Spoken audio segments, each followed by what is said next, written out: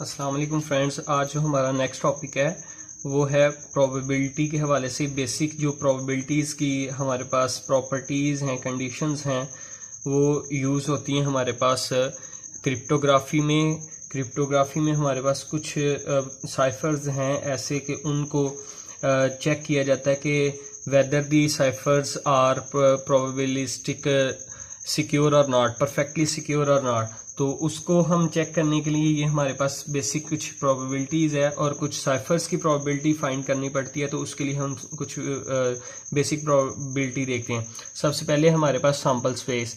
A sample space is the set of all possible outcomes of an experiment denoted by S। हमारे पास जितनी possible outcomes होती हैं, number of experiments होती हैं, वो sample space है। Elementary event, हमारे पास जो single event आता है किसी भी sample space का, तो उसमें कोई इवेंट लें सैम्पल स्पेस का, उसमें एक ही हमारे पास आए एलिमेंट, तो उसको हम कहते हैं एलिमेंट्री इवेंट। इवेंट क्या है? Subset of sample space. कोई हमारे पास सैम्पल स्पेस है, नंबर ऑफ एक्सपेरिमेंट्स हैं, जो पॉसिबल एक्सपेरिमेंट्स हैं, उनमें से कुछ हम एक ले लेते हैं हमारे पास इवेंट, मीन के उसकी पॉसिबिलिटी ले लेते हैं, ये ए सबसेट है एस का। तो प्रोबेबिलिटी हमारे पास जो है, प्रोबेबिलिटी ऑफ सैंपल स्पेस जो होती है वो हमेशा रियल नंबर्स की रेंज होती है, ठीक है। तो प्रोबेबिलिटी, ये पी आर मीन प्रोबेबिलिटी है, ये पी पावर सेट है और सैंपल स्पेस है। ये power set of sample space हमेशा हमारे पास रियल नंबर्स होता है, सॉरी। तो यहाँ पे कुछ बेसिक प्रॉपर्टीज है वो देखते हैं प्रोबेबिलिटी की। Probability of A greater than equal to 0 हमेशा हमारे पास पॉजिटिव होती है या 0 होती है हमारे पास, ठीक है। फॉर ऑल ए सबसेट है सैंपल स्पेस का। प्रोबेबिलिटी ऑफ एस जो है वो 1 होती है, किसी भी सैंपल स्पेस की प्रोबेबिलिटी 1 होती है। Probability of A union B is equal to probability of A plus probability of B. ये हमारे पास ए यूनियन बी की अगर प्रोबेबिलिटी फाइंड करें, वो probability of A probability of B होता है if A intersection B is equal to 5 हो। Number 4 पे probability of 5 is equal to 0। हमारे पास कोई इवेंट ही नहीं क्रिएट हुआ तो हमारे पास 0 होगी, ठीक है। प्रोबेबिलिटी कहता है इफ ए सबसेट बी हो then probability of A less or equal to probability of B होगा, ठीक है। 5 सबसेट हो ए का और ए सबसेट हो एस का, तो probability of 5 is less than equal to probability of A और probability of A less or equal to probability of sample space होगी। हमारे पास कोई भी इवेंट हो उसकी हमेशा हमारे पास रेंज जो है वो 0 और 1 के बिटवीन होगी, ठीक है, 0 से लेकर 1 तक। नेक्स्ट देखेंगे हमारे पास 7 पे probability of A given that B. इसको बोलते हैं कि कंडीशनल प्रोबेबिलिटी। अगर probability A given that B find करें तो probability of A intersection B over probability of B होता है, और probability of B given that A हो तो हमारे पास probability of A intersection B over probability of A. जो हमारे पास गिवन दैट जो हमारे पास बी है, जो नीचे मीन आप समझ कह सकते हैं इसको, वही हमारे पास यहाँ ओवर में आएगा और यहाँ पे ए है तो यहाँ पे ए आ जाएगा प्रोबेबिलिटी ऑफ ए। नेक्स्ट देखेंगे यूनिफॉर्म डिस्ट्रीब्यूशन। कहता है if for all A belongs to S, probability of A जो है वो equal to 1 over cardinality of S. कोई भी सैंपल स्पेस में से हम कोई एलिमेंट लेते हैं तो उसकी प्रोबेबिलिटी हमेशा 1 ओवर कार्डिनलिटी ऑफ एस होगी। Cardinality of S number of sample space, ठीक है। तो then probability is called uniform probability distribution function, ठीक है, उसको हम डिस्ट्रीब्यूशन फंक्शन कहेंगे। The formula probability of E is equal to N of E over N of S. अगर हमने कोई इवन नंबर्स की प्रोबेबिलिटी फाइंड करनी है तो उसको हमारे पास number of events over number of sample space. तो works only for uniform distribution. ये फॉर्मूला हमारे पास यूनिफॉर्म डिस्ट्रीब्यूशन के लिए ही वर्क करेगा, ठीक है। तो नेक्स्ट देखते हैं कि यूनिफॉर्म डिस्ट्रीब्यूशन में हमारे पास जो है एग्जांपल देखने के S is equal sample space है 1 2 3 4 5 6। कहता है हमारे पास प्रोबेबिलिटी ऑफ 1 0.3 है, प्रोबेबिलिटी ऑफ 2 0.1 है, 4 की 0.2 है, 3 की 0.6 है, 5 की 0.15 है और प्रोबेबिलिटी ऑफ 6 की 0.05 है। तो मेरे पास जो प्रोबेबिलिटी ऑफ इवन नंबर्स की अगर हमने फाइंड करनी तो हम सम ऑफ इवन नंबर्स की प्रोबेबिलिटीज को सम कर लेंगे। Probability of 2 plus probability of 4 plus probability of 6, तो 0.1 प्लस 0.2 प्लस 0.05 इज इक्वल 0.35। तो ये हमारे पास प्रोबेबिलिटी ऑफ इवन नंबर 0.35 आ जाएगी। तो कंडीशनल प्रोबेबिलिटी नेक्स्ट हमारे पास जो टर्म है उसको देखते हैं। Probability of A given that B हो तो probability of event A when B is already occurred, conditional probability में एक इवेंट जो है वो ऑलरेडी अकर्ड होता है, तो उसके लिए हमारे पास ये फॉर्मूला आता है कि ए गिवन दैट बी हो तो हमारे पास probability of A intersection B over probability of B होता है, probability of B given that A हो तो हमारे पास probability of A intersection B over probability of A होता है। ठीक है, नेक्स्ट देखते हैं एग्जांपल इसकी। Let dice is rolled, find probability of 2। हमारे पास डाइस मैंने रोल की है, उसमें से जो नंबर 2 इसकी प्रोबेबिलिटी फाइंड करनी है, and even number is already occurred, और जो इवन नंबर्स है वो बता दिए गए हैं जो वो ऑलरेडी अकर्ड हैं। ठीक है, तो हमारे पास सैंपल स्पेस है 2 4 6, तो प्रोबेबिलिटी ऑफ 2 जो है वो 1/3 आ जाएगी, क्योंकि हमारे पास 2 जो है वो 3 में से है तो 1/3 आ जाएगी। Probability of A given that B find करेंगे, probability of A intersection B और प्रोबेबिलिटी ऑफ बी से, इसको हम क्यू नंबर 1 कहते हैं।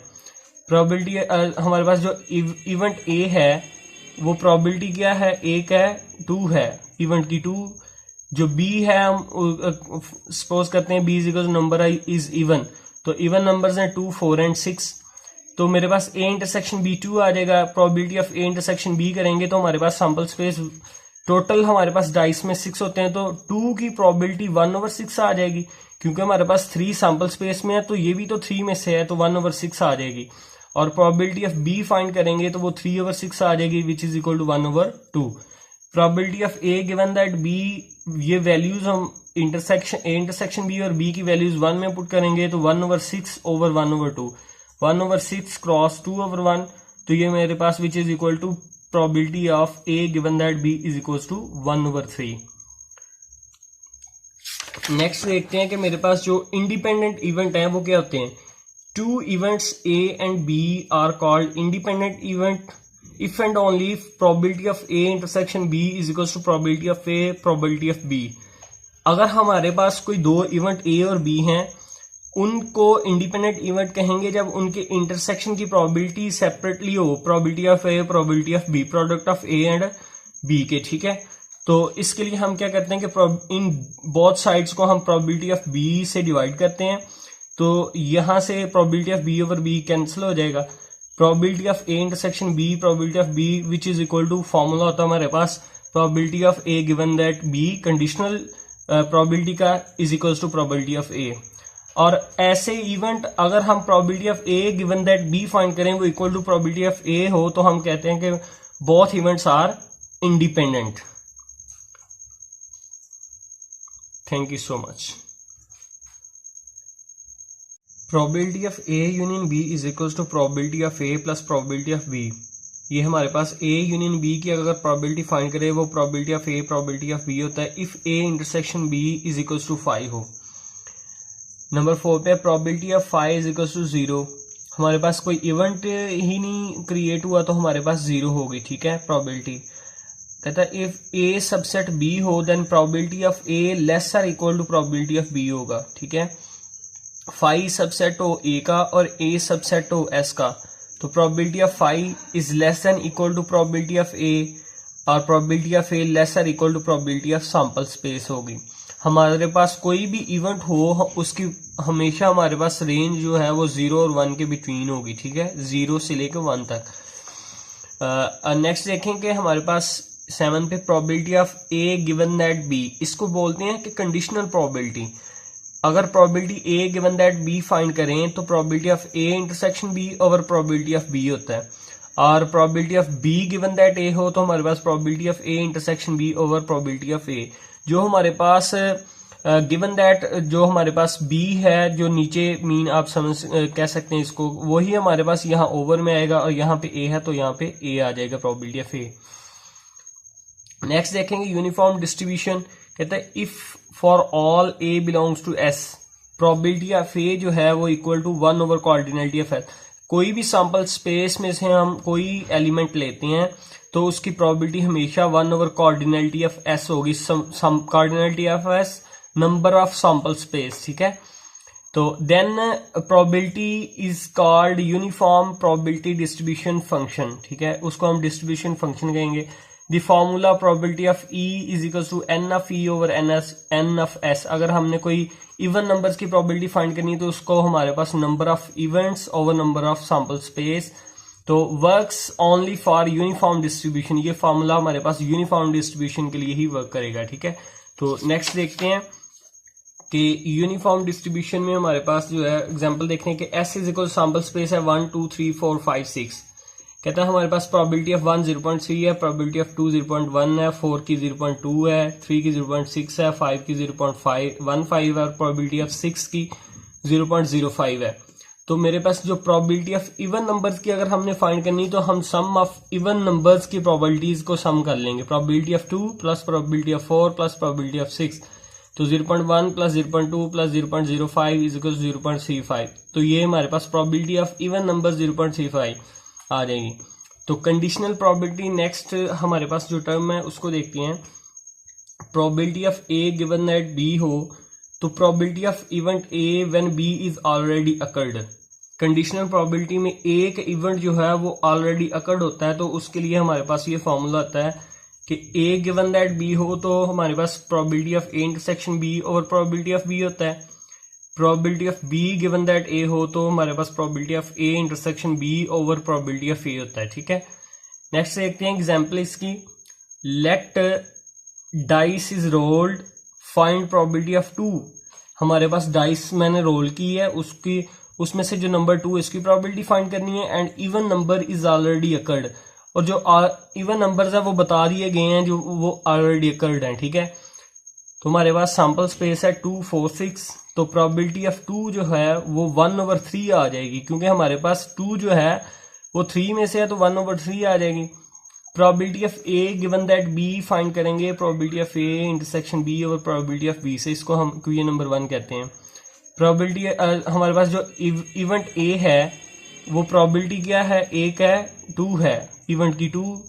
जो बी है हम सपोज करते हैं B is equal number is even, तो इवन नंबर्स हैं 2 4 एंड 6। तो मेरे पास ए इंटरसेक्शन बी 2 आ जाएगा। Probability of A intersection B करेंगे तो हमारे पास सैंपल स्पेस टोटल हमारे पास डाइस में 6 होते हैं, तो 2 की प्रोबेबिलिटी 1/6 आ जाएगी, क्योंकि हमारे पास 3 सैंपल स्पेस में है तो ये भी तो 3 में से है तो 1/6 आ जाएगी। और प्रोबेबिलिटी ऑफ बी फाइंड करेंगे तो वो 3/6 आ जाएगी which is equal to 1/2। Probability of A given that B, ये वैल्यूज हम इंटरसेक्शन बी और बी की वैल्यूज 1 में पुट करेंगे तो 1/6 ओवर 1/2, 1/6 क्रॉस 2/1, तो ये मेरे पास which is equal to probability of A given that B is equal to 1/3। Next देखते हैं कि मेरे पास जो इंडिपेंडेंट इवेंट है वो क्या होते हैं। 2 events A and B are called independent event if and only if probability of A intersection B is equals to probability of A probability of B। अगर हमारे पास कोई 2 इवेंट A और B हैं उनको इंडिपेंडेंट इवेंट कहेंगे जब उनके intersection की प्रोबेबिलिटी सेपरेटली हो, probability of A probability of B, product of A and B के, ठीक है। तो इसके लिए हम क्या करते हैं कि इन बोथ साइड्स को हम प्रोबेबिलिटी ऑफ B से डिवाइड करते हैं, तो यहां से probability of B over B cancel हो जाएगा। Probability of A intersection B probability of B which is equal to formula होता है हमारे पास probability of A given that B, conditional probability का is equal to probability of A. और ऐसे event अगर हम probability of A given that B find करें वो equal to probability of A हो तो हम कहते हैं कि both events are independent. Thank you so much.